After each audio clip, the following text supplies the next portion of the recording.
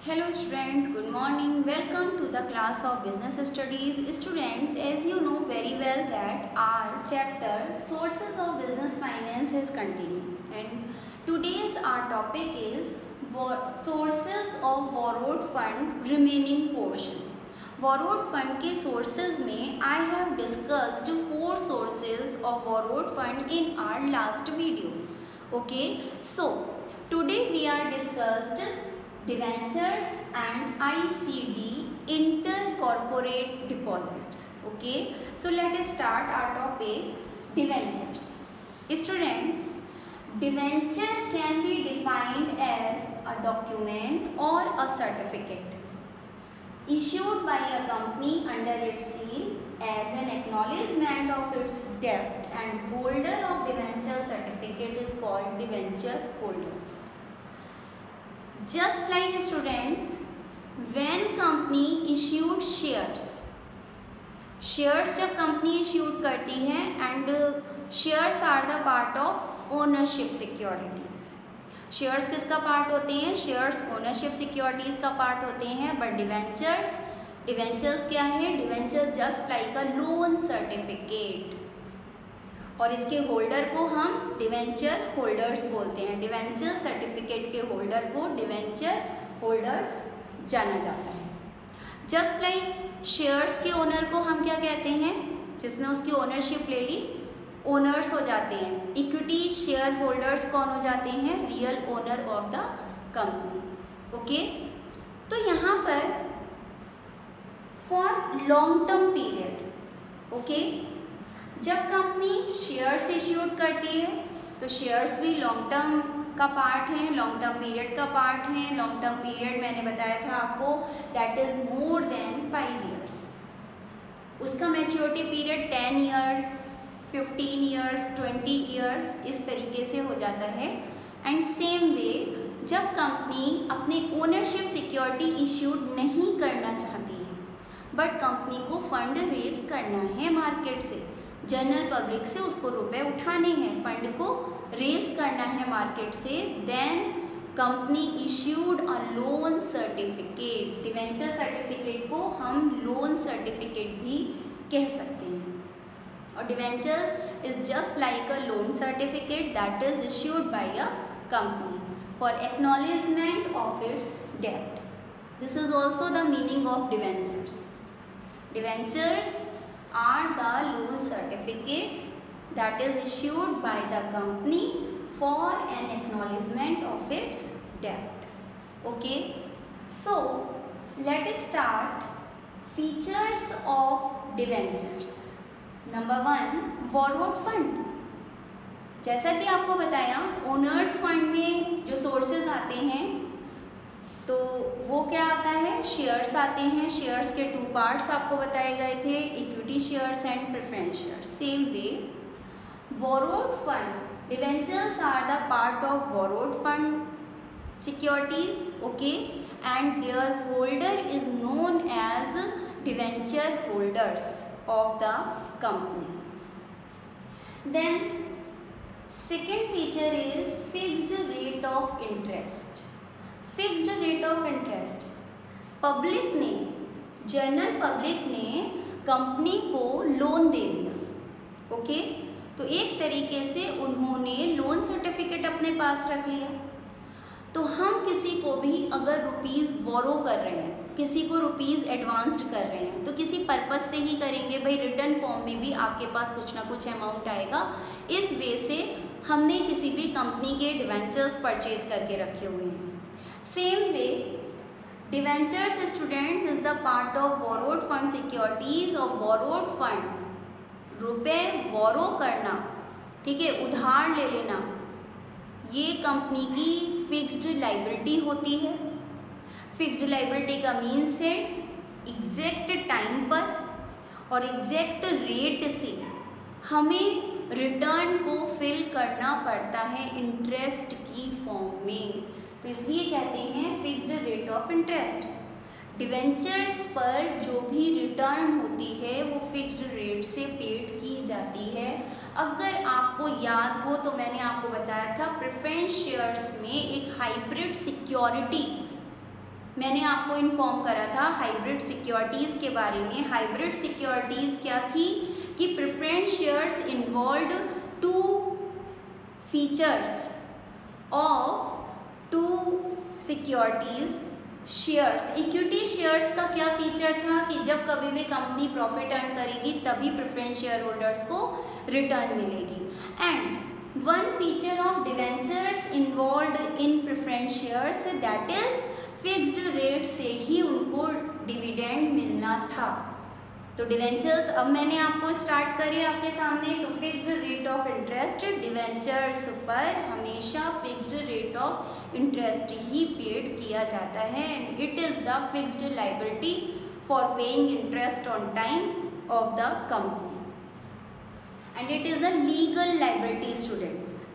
Legal liability का क्या means है? लीगल ऑब्लिगेशंस होती है to pay interest on time, fixed rate से और टाइम पर इंटरेस्ट पेड करना, ये हर कंपनी के लिए लीगल ऑब्लिगेशंस माना जाता है। And if any company can't pay interest on time on debentures और borrowed fund then their creditors, their holders can claim on the assets of the company. इसीलिए बोलते हैं कि लीगल ऑब्लिगेशंस होता है to pay interest on time, interest on debentures of borrowed fund. Compulsory payment of interest compulsion है whether company earn profit और if there is occurred loss in the company. अगर company को profit earn है कोई बात नहीं, profit में से उसने अपने फिक्स्ड रेट ऑफ इंटरेस्ट को बोरोड फंड के लिए या डिवेंचर होल्डर्स को पेड कर दिया। बट अगर कंपनी में लॉस ऑकर्ड हो जाता है तो डिवेंचर होल्डर क्या नहीं देखता कि ये नहीं देखेगा कि कंपनी ने प्रॉफिट अर्न करा या फिर लॉस ऑकर्ड हो गया कंपनी में, उसे अपना फिक्स्ड रेट से और फिक्स्ड टाइम पर इंटरेस्ट चाहिए ही चाहिए। तो it is a legal obligation to pay interest on time on the debentures. Security because debentures are the source of borrowed fund, so there is must for some fixed asset securities issued against debentures। सिर्फ debentures borrowed fund का part हैं, that's why company issued fixed asset securities. Shares में कभी भी किसी securities की need नहीं होती है, ठीक है, because shares are the part of owners fund securities. Shares owners fund securities का पार्ट है। अगर ओनर खुद का ही रुपए अगर कंपनी में इन्वेस्ट करेगा तब वो कोई भी सिक्योरिटीज़ नहीं लेता है। बट डिवेंचर्स क्या है? Debentures just like a loan certificate है। तो डिवेंचर्स इश्यूड करने पर कंपनी को फिक्स्ड एसेट्स की सिक्योरिटीज़ गिवन करनी पड़ती है। Then redeemable and students, redeemable means होता है पेड बैक करना, paid back, okay. After its maturity period the amount of debentures are redeemable to its debenture holders. Debenture holders को after maturity period अगर 10 years के लिए आपने debentures issued करी हैं कंपनी ने, तब कंपनी उसको प्रिंसिपल अमाउंट को पेड करेगी, पेड बैक करेगी, रिडीम करेगी, ओके। तो डिवेंचर्स क्या होते हैं? रिडीमेबल होते हैं। After maturity period debenture holders को अमाउंट पेड की जाती है। And no voting rights because debentures are the part of borrowed fund, okay. Loan लिया है, अपने सारे राइट्स हमने डिवेंचर होल्डर्स को नहीं दिए हैं, okay, so debenture holders have no voting right in the management of the company, okay students, I hope you understand these types of features very well. Again I repeat it, borrowed fund, debentures are the part of a source of borrowed fund securities and their holders are known as debenture holders or creditors of the company.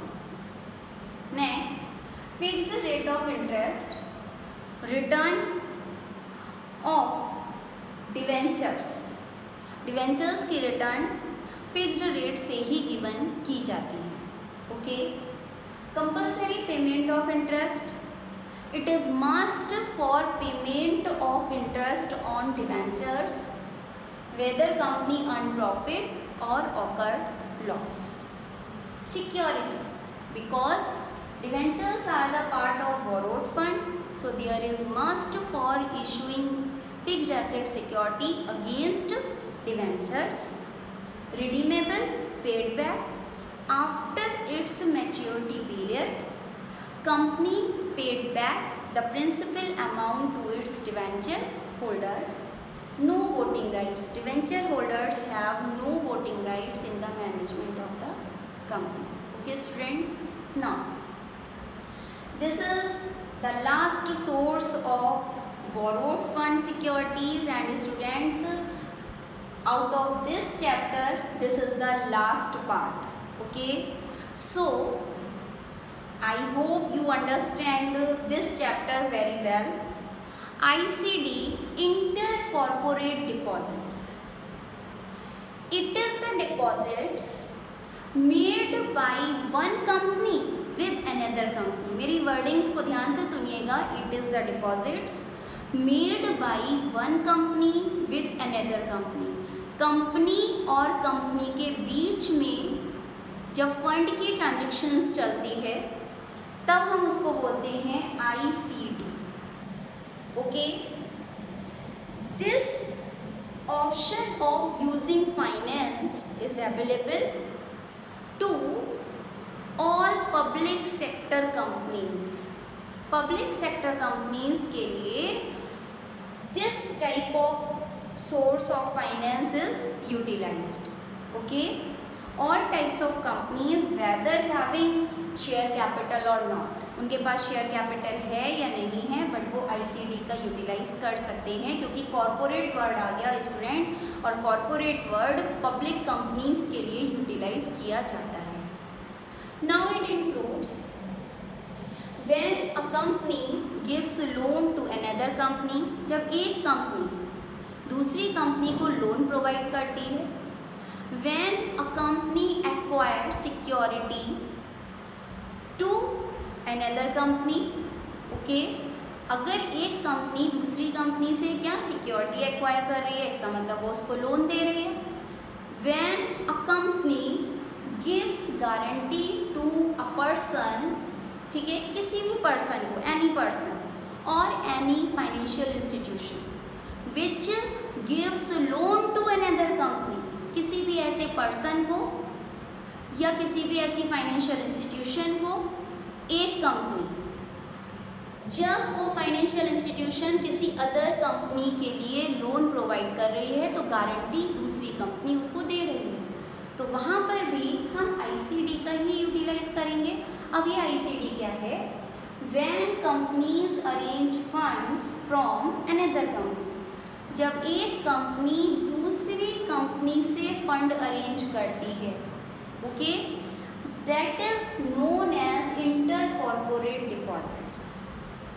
बहुत simple सी बात है students. अगर आपको याद हो, मैंने अपनी लास्ट वीडियो में आपको बताया था, ट्रेड क्रेडिट वर्ड का एक यूटिलाइज किया था. बोरोड फंड का फर्स्ट सोर्स मैंने बताया था ट्रेड क्रेडिट. एक बिजनेस मैन्युफैक्चरर, ठीक है, होलसेलर, ठीक है, एक ट्रेडर और दूसरे ट्रेडर के बीच में जब ट्रांजैक्शंस चलती है तब हम ट्रेड क्रेडिट का यूटिलाइज करते हैं. सेम वे जब एक कंपनी और दूसरी कंपनी के बीच में जब फंड का यूटिलाइज किया जाता है, भाई एक के पास एक्सेस है, दूसरे को शॉर्टेज है, डेफिसिट है वो, तो एक सरप्लस यूनिट डेफिसिट यूनिट के पास मनी ट्रांसफ़र कर रहा है, तब यहाँ पर आपको सोर्स आइडेंटिफाई करना पड़ेगा. तो कंपनी टू कंपनी के बीच में जब फंड का ट्रांजेक्शन्स होते हैं, रिप्लेसमेंट किया जाता है, that is used ICD. Okay. There are 3 types of ICD. Students, 3 months deposits. It is a very short term source of deposit. Okay, for solving the problem of finance.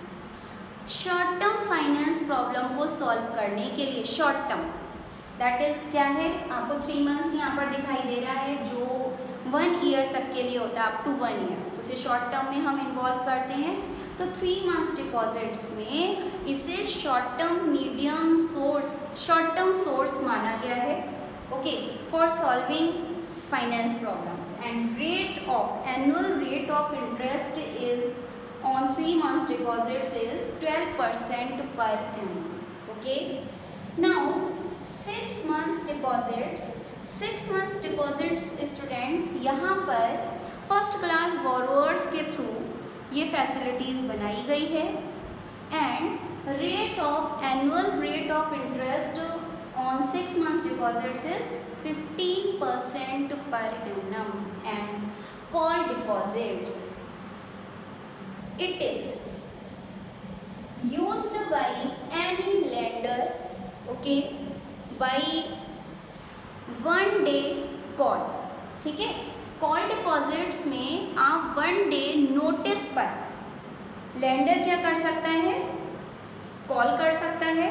और call deposits के according यहाँ पर at the rate of interest कितना लगेगा, annual rate of interest लगेगा 10% पर annum. So students, there are also some features आप किस तरीके से, इसी की डिटेल में से आप फीचर्स भी निकाल सकते हैं कि when one company wants to arrange funds from another company, तो सबसे अच्छा सोर्स माना गया है ICD को, okay. And the broker of this market, इस मार्केट का ब्रोकर कभी भी अपनी लिस्ट, लेंडर और बोरोअर्स की लिस्ट को कभी भी ओपन नहीं करता है, तो सीक्रेसी मेंटेन करके रखता है broker of this market. And rate of interest on ICD is higher than the bank के कंपैरिजन में ICD का रेट ऑफ इंटरेस्ट हायर होता है। एंड सिक्योरिटी के पॉइंट ऑफ व्यू से देखें तब ये अनसिक्योर्ड डिपॉजिट्स होती है। जस्ट लाइक मैंने अभी आपको बताया, डिवेंचर्स इश्यूड करने पर कंपनी को फिक्स्ड एसेट्स की सिक्योरिटी देनी पड़ती है, बट ICD क्या होता है, ICD अनसिक्योर्ड डिपॉजिट्स है। कंपनी को किसी भी सिक्योरिटीज़ को, किसी भी फिक्स्ड एसेट्स की सिक्योरिटीज़ को इश्यूड करने की रिक्वायरमेंट नहीं होती है इन ICD, okay. And biggest advantage of ICD is there is no legal formalities has done for issuing ICD. ICD में किसी भी तरीके की कोई भी लीगल फॉर्मेलिटीज़ का इश्यू नहीं होता है, ओके। वेरी इजली फॉर्म्स होती हैं for issuing ICD, okay. Thank you.